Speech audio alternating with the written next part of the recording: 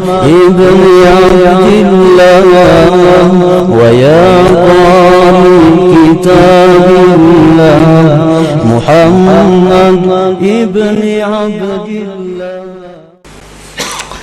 Al-a'malu suwarun qa'imah wa arwahuha wujudu sirril ikhlasi fiha. Bermula amal-amal adalah rupa-rupa yang berdiri, dan roh-roh itu amal adanya sirrul ikhlas pada amal itu. Nah, para muhibbin rahimakumullah, dimaksud dengan apa yang disebutkan oleh Al-Imam Ahmad Ibnu Athaillah tadi adalah al-a'malul jismaniyatu wal qalbiyatu ajsadun. Bermula amal-amal, baik itu amal-amal berupa jismani seperti sembahyang, membaca Al-Quran, itu disebut amal jismaniyah. Ataupun amal-amal berupa qalbiyah, amal-amal hati seperti tobat,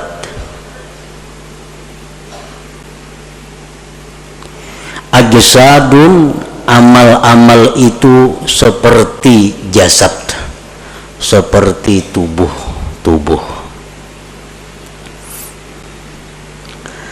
Wa arwahuha wujudul ikhlasi fiha, maka bermula roh amal itu adalah adanya ikhlas pada amal-amal itu. Fal ajsadu bila arwah sakitatun mayitatun.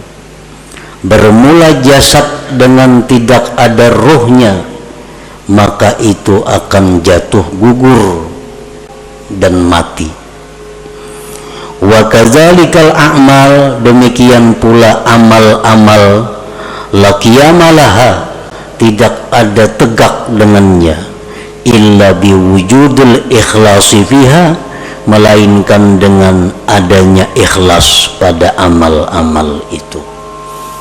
Nah, para muhibbin rahimakumullah, Imam Ahmad Ibnu Athaillah mencontohkan amal perbuatan kita ini, baik yang jismani atau yang rohani, itu seperti tubuh, seperti jasad. Sedangkan rohnya adalah ikhlas.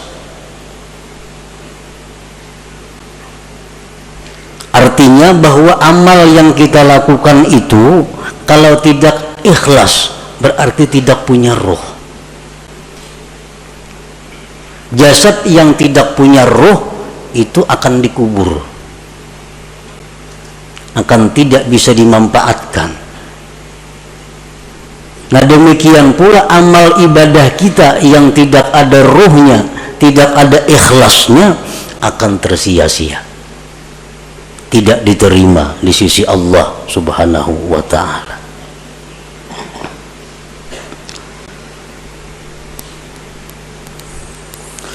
Qala Allah Ta'ala fi kitabihil karim, man kana yuridul ajila ta'ajjalna lahu fiha ma nasha liman nurid thumma ja'alna lahu jahannama yaslaha mazmuman madhura. Barang siapa yang beribadah kepada Allah, sembahyang, puasa, membaca Al-Quran, menuntut ilmu, beriktikaf, bersedekah, berwakaf. Barang siapa yang beribadah kepada Allah dengan tujuan duniawi, nah, dengan tujuan dunia, Orang bersedekah tujuan supaya dipuji, dia sembahyang dengan tujuan disanjung orang, maka ujar Tuhan, kami segerakan baginya padanya yang kami kehendaki bagi orang yang kami kehendaki. Maka artinya yang dia maksud dengan pujian itu akan didapatkannya. Dia sembahyang ingin dipuji orang, maka pujian itu akan datang kepadanya. Dia bersedekah ingin dihormati orang, maka kehormatan itu akan datang kepadanya. Summa ja'alna lahu jahannama yaslaha, kemudian kami jadikan bagi dia neraka jahanam yang dia masuki, mazmuman, hal keadaan tercela, madhuran, dan dilaknat Allah. Surat Al-Isra ayat 18. Nah, artinya orang yang beramal ibadah dengan tujuan dunia, tidak karena Allah, bukan hanya kada diterima oleh Allah, tetapi disiksa. Faqad bayyana Allah Ta'ala fi hadhihi al-ayah anna man 'amila li ghairi wajhillah fala thawaba lahu fil akhirah wa ma'wahu jahannam.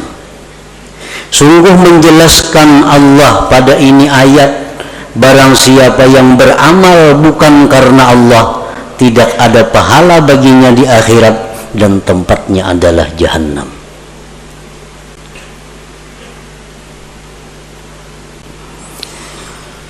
Para muhibbin rahimakumullah, Rasulullah sallallahu alaihi wasallam bersabda, innal abda la ya'malu a'malan hasanah fatas'adul malaikatu fi suhufin mukhtatamah fatulqa baina yadayillahi ta'ala fayaqulu alqu hadhihi as-sahifah fa innahu lam yurad bima fiha wajhi.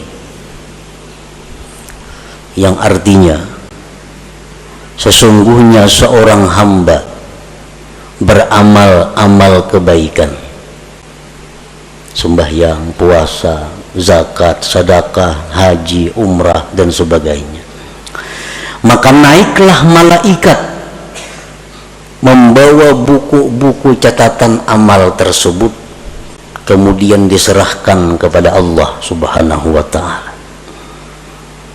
Maka Allah berfirman, limparkan ini catatan amal, bahwasanya dia tidak dikehendaki dengan yang ada pada catatan itu akan zatku, ujar Tuhan. Artinya buang itu amalan, karena inya beramal itu bukan karena aku. Waqala Rasulullah sallallahu alaihi wasallam, idza kana akhiruz zaman sarat ummati thalatha firaq, firqatun ya'buduna Allah khalisa, wa firqatun ya'buduna Allah riya'a, wa firqatun ya'buduna Allah liyastaqilu bihin nas. Fayaqulullahu azza wa jalla lil mukhlisin idhabu ilal jannah, wa yaqulu lil akharin idhabu bihim ilan nar. Apabila akhir zaman, ujar Rasulullah, jadilah umatku itu 3 kelompok, 3 golongan. Satu golongan yang beribadah kepada Allah ikhlas. Golongan yang lain ada yang beribadah riya, mengharapkan sesuatu dari makhluk, baik itu materi atau pujian. Satu golongan yang beribadah kepada Allah untuk mencari makan dengan manusia. Allah berfirman pada hari kiamat, bagi orang-orang yang ikhlas, masuklah kalian ke dalam surga. Dan Allah berfirman bagi yang lainnya, pergilah dengan mereka itu ke dalam api neraka. Para muhibbin rahimakumullah, dengan dalil-dalil ini jelas bahwasanya ikhlas itu adalah satu kewajiban yang mesti ada dalam setiap amal ibadah. Tanpa ikhlas amal ibadah itu tersia-sia dan kita pun akan disiksa oleh Allah Subhanahu wa ta'ala. Nah, para muhibbin rahimakumullah, dengan demikian kita wajib belajar apa itu ikhlas, dan kita wajib berusaha untuk bisa mendapatkan ikhlas itu agar kita menjadi orang yang selamat di akhirat nanti. Muhammad ibn Abdillah wa ya